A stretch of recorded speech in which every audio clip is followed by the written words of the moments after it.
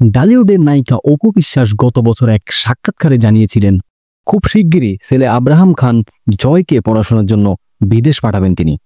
এর কারণ হিসেবে পরোক্ষভাবে বুবলির সঙ্গে তার কাদা ছড়াছড়ি, শাকিব খানের বিয়ে বিচ্ছেদ নিয়ে বিভিন্ন সময় নৈতিবাচক খবরকেই ইঙ্গিত করেন অভিনেত্রী অপু বিশ্বাস।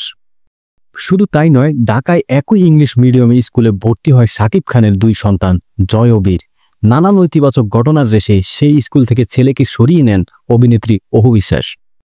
এবার জানা গেল জয়কে নিয়ে সিঙ্গাপুরে উড়াল দেবেন অপু বিশ্বাস, সঙ্গে থাকতে পারেন শাকিব খান অপু বিশ্বাস দুজনেই। সম্প্রতি এক সাক্ষাৎকারে অপু বিশ্বাস নিজেই স্বীকার করেছেন সেই কথা। তিনি জানান ছেলে জয়কে সিঙ্গাপুরে একটি স্কুলে ভর্তি করাবেন। অপু বিশ্বাস আরও জানালেন এই সিদ্ধান্তটি শাকিব খানের সঙ্গে আলোচনা করে নিয়েছেন তিনি। খুব শিগগিরই তারা জয়কে সেখানে নিয়ে ভর্তি করাবেন। অপু বিশ্বাস বলেন, জয় সিঙ্গাপুরে একটি স্কুলে ভর্তি হবে, সে সেখানেই পড়ালেখা করবে। আমরা কিছুদিন ওই দেশেই থাকব। তবে ছেলেকে সিঙ্গাপুর স্কুলে ভর্তি করালেও সেখানে শাকিব খানকে নিয়ে স্থায়ী ঠিকানা গড়বেন কিনা সে বিষয়ে স্পষ্ট করে কিছু বলেননি অপু, বরং এটা ব্যক্তিগত বিষয় বলেই রেখে দিলেন আড়ালে।